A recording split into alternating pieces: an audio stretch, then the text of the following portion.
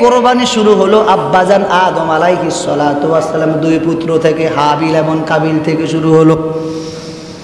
আব্বাজান আদম আলাইহিস সালাতু ওয়াস সালামের ওই সময় একই সাথে দুইজন সন্তান ভূমিষ্ঠ হতে, একজন ছেলে একজন মেয়ে। তো একজন ছেলে আসতো, একজন মেয়ে আসতো। হঠাৎ করে একজন ছেলে একজন মেয়ে একসাথে দুজন আসতো। পৃথিবীতে আর কোনো মানুষ নাই, আর কোনো ছেলেও নাই, মেয়েও নাই। তো প্রথম ঘরে একজন ছেলে একজন মেয়ে, দ্বিতীয় ঘরের একজন ছেলে একজন মেয়ে। যারা একসাথে আসছে ওরা তো ভাই বোন, ওদের সাথে বিবাহ সম্পর্ক হবে না, বিবাহ হারাম হবে। তো কি করলেন, যেহেতু ওই সময় কোনো মানুষ নাই, আগের ঘরের মেয়ে পরের ঘরের ছেলে, অথবা পরের ঘরের ছেলে আগের ঘরের মেয়ে থেকেই বিবাহ বন্ধন হতো। এটা ছিল আগের সিস্টেম। আগের ঘরের ভাই পরের ঘরের বোন, পরের ঘরের ভাই আগের ঘরের বোন, এইভাবে বিবাহ বন্ধনে আবদ্ধ হতো। হঠাৎ করে একজন মেয়ে ছিল আকলিমা, অনেক সৌন্দর্য ছিল। হাবিল এবং কাবিল দুইজন ভাই ছিল, দুইজনের মধ্যে গন্ডগোল সৃষ্টি হলে আকলিমাকে বিবাহ করা নিয়ে। আকলিমা অনেক সুন্দর ছিল। হাবিল বলে আমি বিবাহ করব, কাবিল বলে আমি বিবাহ করব। হঠাৎ করে আল্লাহ পাক রব্বুল আলামিন বলে যাও, তুমি বিবাহ করার দরকার নাই, তুমিও করার দরকার নাই, পরীক্ষা হোক কোরবানি দিয়া। এই শুরু হলো জীবনের প্রথম কোরবানি। আমি যে কোরবানি করব, দুনিয়ার কারোর জন্য কোরবানি করব না, আপনার জন্য আমি কোরবানি করব। আমি দুনিয়ার কাউকে খুশি করার জন্য হজ করব না, আমি আপনাকে খুশি করার জন্য বাইতুল্লাহ জিয়ারত করব। আমি দুনিয়ার কাউকে খুশি করার জন্য নামাজ পড়ব না, আমি আপনাকে পাওয়ার জন্য নামাজ পড়ব। আমি দুনিয়ার কোনো মানুষকে দাঁড়িয়ে রাখবো, দুনিয়ার কোনো মানুষকে খুশি করার জন্য নয়, আমি দাঁড়িয়ে রাখবো নবীর সুন্নত অনুযায়ী আপনাকে পাওয়ার জন্য। আমি পাঞ্জাবি গায়ে দিব দুনিয়ার কাউকে দেখানোর জন্য নয়, বরং আমি পাঞ্জাবি গায়ে দিব নবীর সুন্নত মোতাবেক, সুন্নত অনুযায়ী। আমি নবীর উম্মত, আমি নবীর উম্মত হইয়া সুন্নাতগুলা যদি আমি ঠিক মতো পালন করতে পারি, হাসরের ময়দানে সকল নবী বলবে ইয়া নাফসি। জাকারিয়া আলাইহিস সালাম উম্মতকে ছেড়ে বলবে ইয়া নাফসি। দাউদ আলাইহিস সালাম বলবেন ইয়া নাফসি। আদম আলাইহিস সালাতু ওয়াস সালাম বলবে ইয়া নাফসি। মুসা আলাইহিস সালাম উম্মতকে বলিয়া বলবো আল্লাহ তুমি আমাকে বাঁচাও। সকল নবী উম্মতকে ছেড়ে দিয়া বলবে আল্লাহ তুমি আমাকে বাঁচাও। ইয়া নাফসি ইয়া নাফসি ইয়া নাফসি। ওই হাসরের ভয়াবহ দিনে আমার আপনার সুপারিশ করার কেউ নাই, শুধু আমার আপনার নবী আল্লাহ পাকের দরবারে সেজদা দিয়া কান্নাকাটি করবে। আল্লাহ পাকের হাবিব বলবো আল্লাহ আমার উম্মত গুলোকে আপনি একটু মাফ করিয়া দেন, আমার উম্মত গুলোকে আপনি ক্ষমা করিয়া দেন। যে নবী হাসরের ময়দানে কেউ কারো আপন হবে না, মা সন্তানের পরিচয় দিবে না, সন্তান মার পরিচয় দিবে না, আত্মীয় স্বজন কেউ কারো কোনো পরিচয় কবরের ভিতরে চলবে না। কেন পরিচয় দিবে না? কারণ পরিচয় দিতে হলে কিছু না কিছু তাকে দিতে হবে। হাসরের ময়দানে সবার বিশেষ প্রয়োজন। একটা নেকির জন্য এক বান্দা জাহান্নামী হয়ে গেল, জান্নাতে যেতে পারে না। এক নেকির জন্য বান্দা জাহান্নামী হয়ে আটকে পড়ে গেল। হাসরের ময়দানে সবার কাছে দুড়ায়া যাবে। একবার মায়ের কাছে যাবে, আবার বাবার কাছে যাবে, আবার স্ত্রীর কাছে যাবে, আবার আত্মীয় স্বজনের কাছে যাবে। যাওয়ার পর বলবে আমি একটা নেকির জন্য আটকে পড়ে গেলাম, যদি একটা নেকি দাও আমি জান্নাতে যাওয়ার সুযোগ হবে। হাসরবাসী বলবে আমি তোমাকে চিনি না, আমার কোনো আত্মীয় নাই, যাও আমার বিশেষ প্রয়োজন, আমিও তো আটকে গেলাম, নামাজ কালাম আদায় করলাম না, দুনিয়াতে ভালো ভালো কাজগুলি আমি করলাম না। ও বাবা যান, হাতে পায়ে হাত রাইখা বলে একটু আপনি আপনাকে একটু পরিবর্তন করেন না বাবা। আমি তো দায়িত্ব পালন করি, ওমা আলাইনা ইল্লাল বালাগ। আমি তো বলার প্রয়োজন মনে করে আপনাকে তো আমি বলি ওমা আলাইনা ইল্লাল বালাগ। নবী বলেন বাল্লিগু আন্নি ওয়ালাউ আয়া। রহমতের নবী জানাইয়া দেন আমার পক্ষ হইতে একটি বাণী হইল পৌঁছায়া দাও। ওই সুবাদে আমি আপনাদেরকে বলি বাবা, এই যে কোরবানির সময়টুকু আসলো, কোরবানি করার চেষ্টা করবেন। ছাগলের বয়স, বেড়া দুম্বার বয়স কমপক্ষে 1 বছর হতে হবে। গরুর বয়স 2 বছর, ওটের বয়স হবে কমপক্ষে 5 বছর হবে। ভালো করে দেখি গরু নেবেন যাতে করে কোনো এলোমেলো না হয়, লেজ কাটা, কান নাই, চোখে দেখে না, হাঁটতে পারে না, অসুবিধা বিভিন্ন জায়গায়, এই সকল গরু নেবেন না। আবার অনেকে দাঁত দেখি কোরবানির গরু নিয়ন্ত্রণ করে, এটাও ঠিক না, কারণ দাঁতের সাথে কোরবানির গরুর সাথে কোনো সম্পর্ক নাই, বরং দাঁতের সাথে সম্পর্ক না, বরং হলো বয়সের সাথে সম্পর্ক। অনেক ছাগল দেখা যায় একবারে রুষ্টপুষ্ট, কিন্তু বয়স 1 বছর নয়। যদি ওই ছাগলের বয়স 6 মাস হয়, দেখতে 1 বছরের বাচ্চার মতো লাগে, রুষ্টপুষ্ট আছে, একটু চোখে ধরা যায়, ওই ছাগল দিয়েও কোরবানি করা যাবে, কোনো সমস্যা নাই। তবে গরুর বিষয়গুলো একটু ভালো করে খেয়াল করবেন। অনেক গরুর বিভিন্ন রোগ থাকতে পারে, এলোমেলো হয়, কারণ আজকে যারা ব্যবসা বাণিজ্য করে এরা সঠিক কথা বলে না। ওমর ফারুক রাদিয়াল্লাহু তাআলা আনহুর জামানায় উনি যখন শাসন করতেন, হঠাৎ করে একদিন বাজারে চলে গেল। বাজারে চলে যাওয়ার পর দেখেন মানুষ বাদাম বিক্রি করে, বাদাম বিক্রি করার সময় উপরে দিল একবারে ভালো ভালো বাদামগুলা, নিচে দিল একবারে নষ্ট বাদামগুলা। হযরত ওমর ফারুক রাদিয়াল্লাহু তাআলা আনহু ওই বাদামের বস্তার ভিতরে হাত ঢুকাই দিল। হাত ঢুকাই দেওয়ার পর নিচ থেকে যখন নাকি বাদাম নিয়ে আসলো, বলে এই বাদাম আর এই বাজারে বিক্রি করা যাবে না, কারণ সাবধান, আমি হলাম রাষ্ট্রপতি, এরকম চালাকি আর দুনিয়াতে চলবে না, সাবধান কাজ করবা, এলোমেলো করবা না। এই জন্য আরব আমিরাতে যদি ওরা যা কিছু করে না কেন, আরব আমিরাতে ওরা মিথ্যা কথা বলে না, 2 নম্বরে কাজ ওরা করে না, ওরা তরু তাজাগুলি খানা খায়, ওরা এলোমেলো কোনো খানা খায় না। আরব আমিরাতে এগুলি একবারে কঠোরতা বেশি। এই জন্য এই সময় তো এলোমেলো বেশি, গরু বিক্রি করে মিথ্যা কথা বলি, ছাগল বিক্রি করে মিথ্যা কথা বলি, একবারে দেখা যায় একরকম বলে আর একরকম। হঠাৎ আমি হঠাৎ করে যে কোনো একজন ব্যক্তির মুখ থেকে আমি শুনতেছি, ভাই গরু ওরান হলো 5 কেজি, দুধ পাইবেন 10 কেজি। বুঝেন তো কথা? বুঝেন নাই মনে হয়? কি বলে? গরুর ওরান হলো 5 কেজি, দুধ পাইবেন 10 কেজি। এখন আমি আশ্চর্য হয়ে গেলাম, এই কথাটা আমি কেন শুনলাম? আরে এই যে মিথ্যা কথাটা বলি দিল এই ব্যক্তি, চিন্তা করলো না এই মিথ্যা কথাটা আমাকে কোন জায়গা নিয়ে পালাইব, একটু চিন্তা করলো না। এই জায়গার মধ্যে হাঁটি হাঁটি বলা আমি মোসখালী বাজার, এইটা নাকি মোসখালী বাজার, আবার একটু ভাবলো না এই যে আমি মোবাইলে মিথ্যা কথাটা বললাম, এই মিথ্যা কথাটা আমার কতটুকু উপকার হবে, কতটুকু অপকার হবে। এই জন্য বাবা আপনিও চেষ্টা করবেন। এই কোরবানি শুরু হলো আব্বাজান আদম আলাইহিস সালাতু ওয়াস সালাম 2 পুত্র থেকে, হাবিল এবং কাবিল থেকে শুরু হলো। আব্বাজান আদম আলাইহিস সালাতু ওয়াস সালামের ওই সময় একই সাথে 2 জন সন্তান ভূমিষ্ঠ হতে, একজন ছেলে একজন মেয়ে। তো একজন ছেলে আসতো, একজন মেয়ে আসতো। হঠাৎ করে একজন ছেলে একজন মেয়ে একসাথে দুজন আসতো। পৃথিবীতে আর কোনো মানুষ নাই, আর কোনো ছেলেও নাই, মেয়েও নাই। তো প্রথম ঘরে একজন ছেলে একজন মেয়ে, দ্বিতীয় ঘরের একজন ছেলে একজন মেয়ে। যারা একসাথে আসছে ওরা তো ভাই বোন, ওদের সাথে বিবাহ সম্পর্ক হবে না, বিবাহ হারাম হবে। তো কি করলেন? যেহেতু ওই সময় কোনো মানুষ নাই, আগের ঘরের মেয়ে পরের ঘরের ছেলে, অথবা পরের ঘরের ছেলে আগের ঘরের মেয়ে থেকে বিবাহ বন্ধন হতো। এটা ছিল আগের সিস্টেম। আগের ঘরের ভাই পরের ঘরের বোন, পরের ঘরের ভাই আগের ঘরের বোন, এইভাবে বিবাহ বন্ধনে আবদ্ধ হতো। হঠাৎ করে একজন মেয়ে ছিল আকলিমা, অনেক সৌন্দর্য ছিল। হাবিল এবং কাবিল 2 জন ভাই ছিল, 2 জনের মধ্যে গন্ডগোল সৃষ্টি হলো আকলিমাকে বিবাহ করা নিয়ে। আকলিমা অনেক সুন্দর ছিল। হাবিল বলে আমি বিবাহ করব, কাবিল বলে আমি বিবাহ করব। হঠাৎ করে আল্লাহ পাক রব্বুল আলামিন বলে, যাও তুমি বিবাহ করার দরকার নাই, তুমিও করার দরকার নাই, পরীক্ষা হোক কোরবানি দিয়া।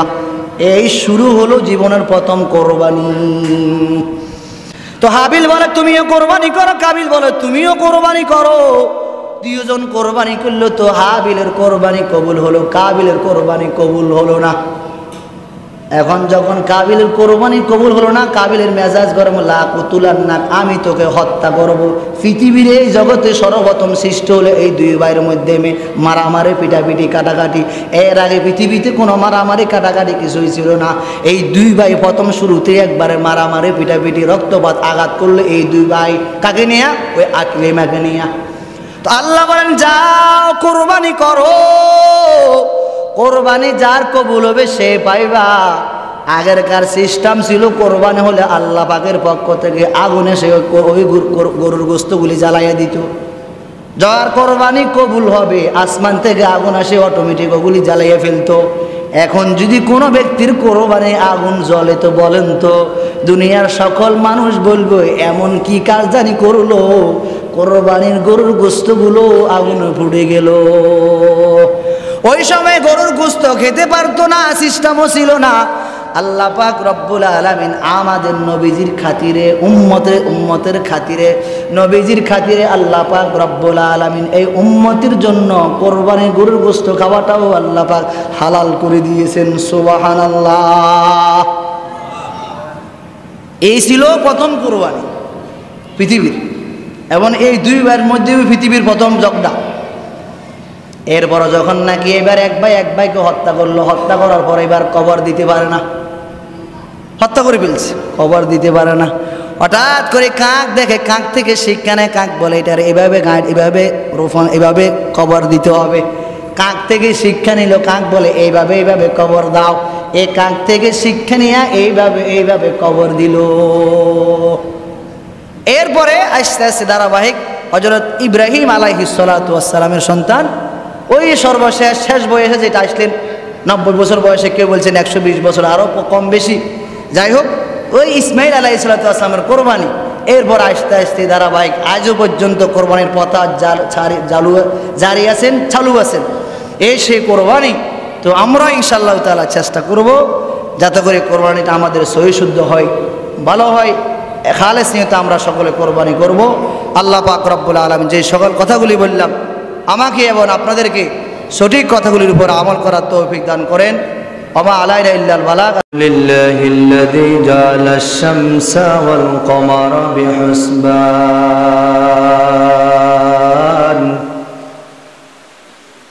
ওয়ান নাজমা ওয়াশ শাজারা ইয়াসজুদান وفضل زمانا على زمان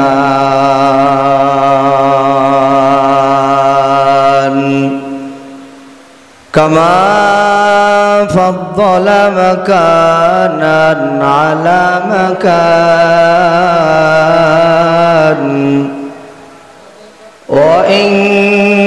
وإنسانا على إنسان ونشهد أن لا إله إلا الله وحده لا شريك له لا ضد له ولا ند له ولا مثل له ونشهد أن سيدنا وسندنا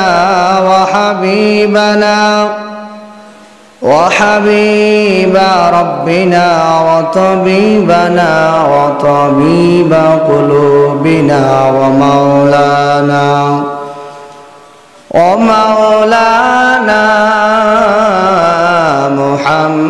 محمدا عبده ورسوله صلى الله تعالى عليه وآله وأصحابه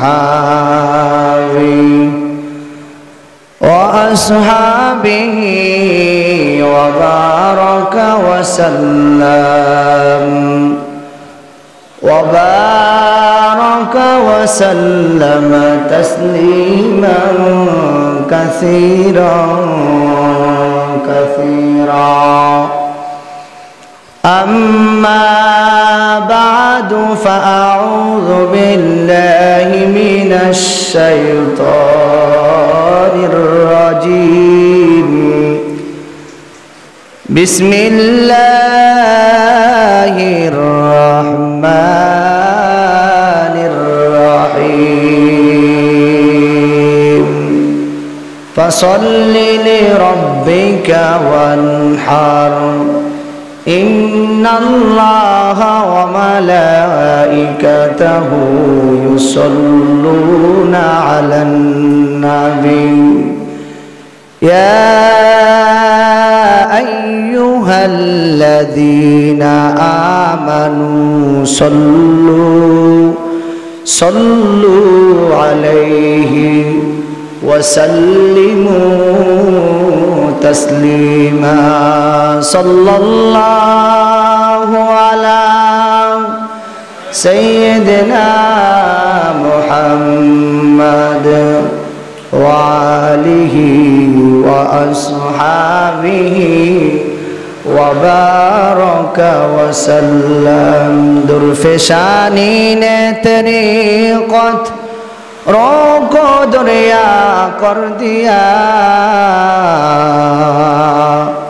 दिल को रोशन कर दिया आँखों को बीना कर दिया बलगल उला बिकमालिही कशफत दुजा बिजुमालिही हसनत जमीउ खिसालिही صلوا عليه وآله فاق الرسول فضلا وعلا أحد السبل لضلالته بلغ العلا بكماله كشف الدجى بجماله حسنة جميع خصاله صلوا عليه وآله الحمد لله আল্লাহ তাআলা দরবারে লাখো কোটি শুকরিয়া যিনি আমাদেরকে দয়া মায়া করে বিভিন্ন কাজ থেকে অবসর করে জান্নাতের বাগানে দিনী পরিবেশে দাওয়াত ও তাবলীগের নেসবতে দিনী কিছু কথাবার্তা শ্রবণ করার উদ্দেশ্যে আল্লাহ তাআলার ঘরে এসে বসার তৌফিক দান করেছেন। মহান আল্লাহ তাআলার দরবারে শুকর ও সুজুদ গুজার করছি আলহামদুলিল্লাহ।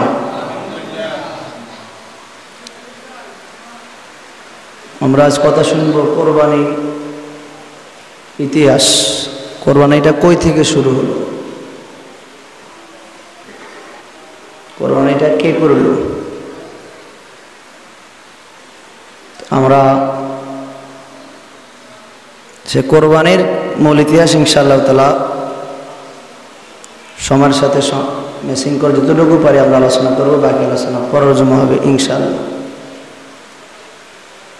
মানব জাতির দুনিয়ার চলার জন্য আল্লাহ তাআলা সুন্দর কতগুলি নিয়ম কানুন দিয়েছেন। আবার এই কথাটাও বলা হয়েছে যে মানুষ এই পথে চললে তোমার জন্য সফলতা,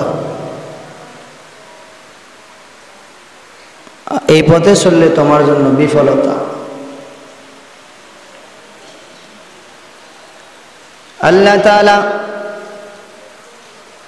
মানব জাতি সৃষ্টি করার পর মা খালাকাতুল জিন্না ওয়াল ইনসা ইল্লা লিয়াবুদুন। আল্লাহ পাক রব্বুল আলামিন বলেন, এ মানব জাতি, আমি আল্লাহ পাক রব্বুল আলামিন তোমাদেরকে সৃষ্টি করেছি আমার ইবাদত করবা। আমি আল্লাহ পাক রব্বুল আলামিন এজন্য দুনিয়াতে সৃষ্টি করেছি। এখন তুমি যদি বলো না আমি আপনার গোলামি করব না, কোনো অসুবিধা নাই, কবর যাওয়ার পর তোমার আমার হিসাব নিকাশ আরম্ভ হবে। নবীজি বলেন, ক্বালা রাসূলুল্লাহ সাল্লাল্লাহু আলাইহি ওয়াসাল্লাম, আল কাইয়িসু মান দানা নাফসাহু ওয়া আমিলা লিমা বাদাল মাউত। ওই ব্যক্তি হলো জ্ঞানী, ওই ব্যক্তি হলো জ্ঞানী যে নিজের হিসাব নিজে করে নেয়। আমি যদি আমার হিসাব করতে পারি তাহলে তো আর কোনো সমস্যা নাই। এজন্য আব্বাজান আপনি আপনাকে পরিবর্তন করার চেষ্টা করেন। 5 বেলার নামাজ আল্লাহ তাআলা দিয়েছেন, 5 বেলার নামাজ পড়ার চেষ্টা করেন। আল্লাহ পাক আবার আপনার সুবিধার্থে মাঝে মাঝে রোজা দিয়েছেন, রোজাগুলি রাখার আপনি চেষ্টা করেন। এরপরে বান্দার সুবিধার জন্য আবার হজ দিয়েছেন, তুমি যদি পারো বাবা হজ করার চেষ্টা করো। এরপর আল্লাহ পাক রব্বুল আলামিন বান্দার সুবিধার্থে আবার কোরবানি,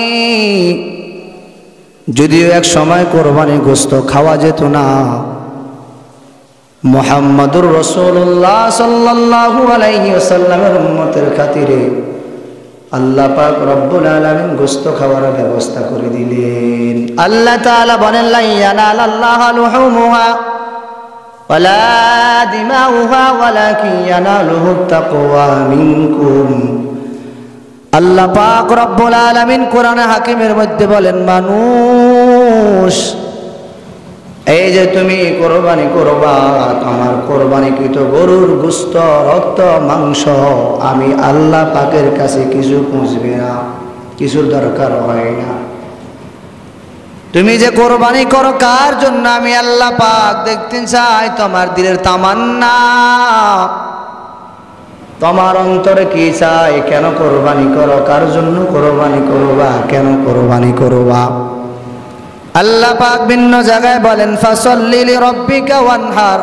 এই নবী আপনি আপনার উম্মতদেরকে জানায়া দেন, আগে নামাজ পড়ো তারপর কোরবানি করো। ফাসাল্লি লিরাব্বিকা ওয়ানহার, আগে নামাজ পড়ো তারপরে কোরবানি করো। আগে নামাজ তারপরে কাজ। এখন আমরা তো আগে কাজ করি, পরে হয়তো নামাজ পড়ি, আবার কেউ হয়তো নামাজ পড়ি না। বাবা একটু আপনি আপনার বাড়ির দিকে তাকান তো, একটু চিন্তা করে দেখুন তো, আমার বাবা কোথায়, মা কোথায়, আত্মীয় স্বজন কোথায় জানি হারিয়ে গেল, আমার মা কোথায় জানি হারিয়ে গেল, আমার বাবা কোথায় জানি চলে গেল। যে বাবা আমার জন্য এত কষ্ট করেছেন, যে মা 2 হতে 2.5 বছর দুবু করে দুধ পান করাইলেন, 10 মাস আমাকে গর্ভধারণ করলেন, যে মা নিজে না খেয়ে আমাদেরকে খাওয়াইলো, রাতের বেলা ঘুম নাই, সন্তান অসুস্থ হয়ে গেলে মা আরো বেশি অসুস্থ হয়, ওই মা কবরে চলে গেল। এই বাবা একটু বলেন তো, আমি আপনি তো ওই কবরে যাত্রী, আমি আপনি তো ওই কবরে চলে যেতে হবে। আপনাদেরকে বারবার একমতে কৌশলে কথা বলি, এই কথাগুলি বলার কারণ হলো, বাবা আপনি যেখানে থাকেন না কেন, যেটাই থাকেন না কেন, যদি সুযোগটা আপনার হয় 5 বেলার নামাজটা আপনি একটু আদায় করার চেষ্টা করেন। এই আব্বা যান, আমি তো মাথায় টুপি দিয়ে আমাকে আপনি ইমাম সাহেব ডাকেন, আমি মুখে দাঁড়িয়ে রাখলাম, আপনি আমাকে সম্মান করেন। আমি গায়ে পাঞ্জাবি দিলাম, আপনি আমাকে সম্মান করেন, ইজ্জত কদর করেন। কারণ এই ব্যক্তিটা দাড়িওয়ালা, টুপিওয়ালা, আমার এলাকার ইমাম সাহেব, তাকে আমি সম্মান করা আমার দায়িত্ব, কর্তব্য। এই কথা বলার মানে হলো, আমি যদি দাঁড়িয়ে রাখি আপনার কাছে সম্মান পাই। কলেজের টুকরা যুবক ভাই ও আব্বা যান, আপনি বলেন তো, আপনি দাঁড়িয়ে রাখলে আপনার ইজ্জত আল্লাহ বাড়াইয়া দিবেন। মানুষ যখন মারা যায়, মারা যাওয়ার সময় মানুষ কোনো কিছু দেখা যায় না। আপনি তাহাজ্জুদ পড়েন, ইশরাক পড়েন, আওয়াবিন পড়েন, 5 বেলার নামাজ পড়েন, পর্দা করেন, জিকির আজকার করেন, কোরবানির মৌসুমে কোরবানি করেন, হজের মৌসুমে হজ করেন, রমজান মাসে রোজা রাখেন, 5 বেলার নামাজ কালাম পড়েন, আব্বা আম্মার খেদমত করেন, মালিকের হুকুম আহকামগুলি আপনি পরিপূর্ণ আদায় করেন। ও আম্মা জান, ও আব্বা জান, আপনি যখন মৃত্যুবরণ করবেন, তো আপনি যখন মৃত্যুবরণ করবেন আপনার কোনো আমল দেখা যায় না। আবার কোনো ব্যক্তির কাফনের উপরে এইটাও লেখা থাকে না, এই ব্যক্তিটা বড় হুজুর, এই ব্যক্তিটা বড় পর্দাওয়ালা মহিলা ছিল, এই মহিলাটা বড় দিনদার ছিল, এই মানুষটা তাহাজ্জুদওয়ালা ছিল, এই মানুষটা ইশরাকওয়ালা ছিল, এই মানুষটা 5 বেলার নামাজ পড়তো। এ মহিলা কোথাও গেলে হাত পায়ে মোজা লাগায়া, চোখে সানগ্লাস লাগায়া ব্যবহার করতো। আমার আপনার কাফরের উপরে এই কথা লেখা থাকবে না, কে ইমাম সাহেব, কে মুসল্লি, কে ডাক্তার, কে রোগী, এই আব্বাজান আপনি আমি যখন মারা যাওয়ার পর কবরে গেলে আমার আপনার কি অবস্থাটা হবে? আর 3.5 হাত বডির মধ্যে কত যত্ন করি, কত রকমের স্তোল ব্যবহার করি, ক্রিম ব্যবহার করি, কত রকমের দামি দামি স্যান্ড ব্যবহার করি, সাবান ব্যবহার করি। এই শরীরটা যখন অন্ধকার কবর ডুববে তখন আমার আপনার কি অবস্থাটা হবে রে বাবা? এজন্য আপনাদের কাছে পায়ে হাত রেখে বলি, বাবা যখন সুযোগ পান, যেখানে পান, একটু ভালো ভালো কাজগুলি করার আপনি চেষ্টা করেন। ওই কবর চিন্তাটা আপনি বারবার করতে থাকেন। আমি কেন ভালো কাজ করি না, আমি কেন হজ করলাম না, আমি কেন জিকির আজকার করলাম না। আল্লাহ পাকের হাবিব রাহমাতুল লিল আলামিন বলেন, লাইসা ইয়াতাহাসসারু আহলুল জান্নাতি ইল্লা আলা সাআতিন মাররাত বিহিম লাম ইয়াযকুরুল্লাহ তাআলা ফিহা। রহমতের নবী জানায়া দেন, আমার উম্মতের দল জান্নাতীরা জান্নাতে যাওয়ার পর ওখানে বসে বসে আফসোস করবে। কেন আফসোস করবে? লোকটা তো জান্নাতে চলে গেল। ওই মানুষটা জান্নাতে যাওয়ার পর ওইখানে বসে বসে আফসোস করবে। কেন আফসোস করবে? ও ফরদালালের মা, ও যুবক ভাই, ও আব্বাজান, গভীর মনোযোগ দিয়ে শ্রবণ করেন। লাইসা ইয়াতাহাসসারু আহলুল জান্নাতি ইল্লা আলা সাআতি মাররাত বিহিম লাম ইয়াযকুরুল্লাহ তাআলা ফিহা। জান্নাতীরা জান্নাতে যাওয়ার পর দুনিয়ার কোনো জিনিসের জন্য আফসোস করবে না, মেয়ের জন্য আফসোস করবে না, গাড়ির জন্য আক্ষেপ করবে না, বাড়ির জন্য মায়া করবে না, স্ত্রীর জন্য কান্নাকাটি করবে না। আমার 10 কোটা জমি ছিল, আমি অনেক টাকার মালিক ছিলাম, অনেক ব্যাংক ব্যালেন্সের মালিক ছিলাম, অনেক জায়গা জমিনের মালিক ছিলাম। ওই জিনিসের জন্য আফসোস করবে না, আক্ষেপও করবে না। আমার বাড়িতে অনেক জায়গা জমিন, আমি অনেক টাকার মালিক। ওই ব্যক্তিটা কবরে যাওয়ার পর, জান্নাতে যাওয়ার পর ওই টাকার জন্য আফসোস করবে না, মায়া করবে না, সন্তানের জন্য কান্নাকাটি করবে না, দুনিয়ার কোনো জিনিসের জন্য কান্নাকাটি করবে না। কেন কান্নাকাটি করবে? কি জন্য আফসোস করবে? রহমতের নবী জানায়া দেন, ওই ব্যক্তিটা জান্নাতে যাওয়ার পর জান্নাতে গিয়ে বসে বসে আফসোস করবে, আমি কেন দুনিয়াতে আল্লাহ বললাম না, আমি কেন সময় থাকতো নামাজ পড়লাম না, আমি কেন কোরবানি উপযুক্ত হওয়ার পর কোরবানি করলাম না, আমি কেন হজের উপযুক্ত হওয়ার পর আমি কেন হজ করলাম না, আজান দিল আমি আজান শুনিয়ে কেন মসজিদে আসলাম না, আমি আজান দিল আজ নামাজের সময় হলো আমি কেন নামাজটা পড়লাম না। এই যে আমি এক বাড়িতে গিয়ে গল্প করতে করতে আমার নামাজের সময় চলে গেল, এই যে আমি নামাজ পড়লাম না। রহমতের নবী বলেন, মিফতাহুল জান্নাতি সালাহ। এই আমার উম্মতের দল, নামাজ বেহেশতের চাবি। উম্মত বল, তুই কবে নামাজ আবার শুরু করবি রে বাবা? ওই কবরে যাওয়ার পর যখন আমাকে আপনাকে প্রশ্ন করা হবে, বল তোমার রবকে, তোমার ধর্ম কি, তোমার নবী কে ছিলেন, যখন প্রশ্ন করা হবে, আল্লাহর বান্দা যদি দুনিয়াতে মালিকের হুকুম আহকাম পরিপূর্ণ মানিয়া থাকে, আল্লাহর গোলামি ঠিক মতো করিয়া থাকে, ওই গোলামের মুখ থেকে অটোমেটিক বের হবে, আমার রব আমার আল্লাহ, আমার দিন ছিল ইসলাম, আমার নবী ছিল রাহমাতুল লিল আলামিন মুহাম্মাদুর রাসূলুল্লাহ সাল্লাল্লাহু আলাইহি ওয়াসাল্লাম। জান্নাতে গিয়ে আফসোস করবে, আল্লাহ আমি কেন আজান দেওয়ার পর মসজিদে গিয়ে নামাজ আদায় করলাম না, আমি কেন ফজর আজান শুনিয়া মুয়াজ্জিন সাহেব মসজিদ থেকে বলে আসসালাতু খায়রুম মিনান নাওম, ও মানুষ ঘুম হইতে নামাজ ভালো, নামাজ আদায় করি নাও, ফজরের নামাজ আদায় করবা, দিনের ভিতরে আল্লাহ পাক শান্তি দান করব, নামাজ দিয়া দিন শুরু করবা, যত কামাই করবা, যত কিছু করবা, তোমার সব কাজের ভিতরে আল্লাহ তাআলা বরকত দিয়া দিবেন। আজ তো আমরা টাকার জন্য পাগল হলাম, আমরা ইনকামের জন্য পাগল হলাম, টাকা করে করে করে করে সব কিছু হারাইয়া ফেললাম। আসলে যিনি টাকা দিবেন, যিনি আমার কামারুজির ভিতরে বরকত দিবেন, যিনি আমার ঘরের ভিতরে শান্তি দিবেন, যিনি আমার স্ত্রীর ভিতরে মিল মোহাব্বত বাড়ায়া দিবেন, যিনি আমার পরিবারের ভিতরে শান্তি দান করবেন, আমি যদি ওই মালিককে বলতাম আল্লাহ আপনি আমার পরিবারের ভিতরে শান্তি দান করেন, আপনি আমার কামারুজির ভিতরে শান্তি দান করেন,